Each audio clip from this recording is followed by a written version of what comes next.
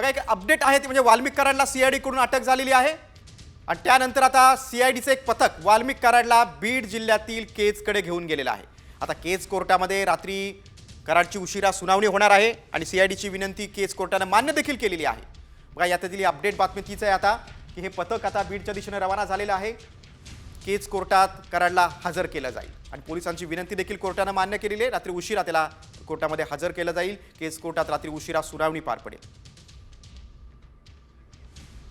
आणि याच महत्त्वाच्या बातमी संदर्भात आपण अधिक माहिती घेऊ। आमचे प्रतिनिधी सचिन जाधव आपल्यासोबत आहेत। सचिन, रात्री उशिरा केजच्या कोर्टात कराडला हजर केलं जाईल, अधिक काय माहिती?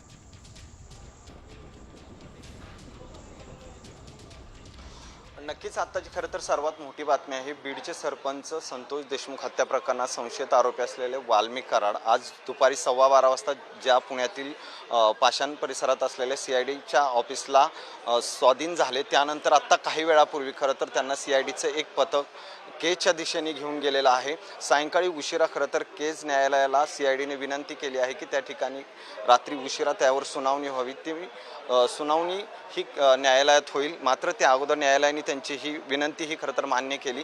मात्र आज सकाळपासून आणि गेले काही दिवसांपासून हा जर सगळा घटनाक्रम पाहिला तर गेले अनेक दिवसापासून वाल्मिक कराड जे आहेत ते फरारी होते।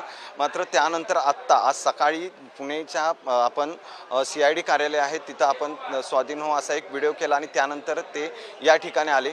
मात्र या सगळ्यामध्ये एकूण गेले काही दिवसापासूनच्या घडामोडी ज्या सुरू होत्या, वाल्मिक कराड यांच्यावर जे संतोष देशमुख हत्या प्रकरणात संशयित आरोपी म्हणून त्यांच्यावर आरोप आहे आणि त्या संदर्भात आत्ता खरं तर त्यांना जो केजमध्ये खंडणीचा गुन्हा आहे दाखल, त्या केजच्या खंडणी गुन्ह्यामध्ये खरं तर आत्ता ते न्यायालयात हजर करतील आणि त्यानंतर खरं तर सीआयडी पुढील तपास करेल। मात्र खंडणी प्रकरणानंतर सगळ्यांची जी एक मागणी होती की जो सरपंच आहे बीडचा संतोष देशमुख यांच्या हत्या प्रकरणात वाल्मिक कराड यांचा हात आहे आणि त्यामुळे त्याच्यातही त्यांचं नाव गोवण्यात यावं अशी या प्रकरणी एक मागणी होत होती। आता त्या प्रकरणात खरं तर सीआयडी काय तपास करणार हेही पाहावं लागणार आहे। मात्र आत्ताची खरं तर सर्वात मोठी बातमी आहे, पुण्यातील सीआयडीचं एक पथक जे आहे ते केजच्या दिशेने वाल्मिक कराड यांना घेऊन गेलेलं आहे आणि आज रात्री उशिरा खरं तर न्यायालयामध्ये त्यांना हजर करणार आहे आणि त्यानंतर त्या ठिकाणी सुनावणी होणार आहे।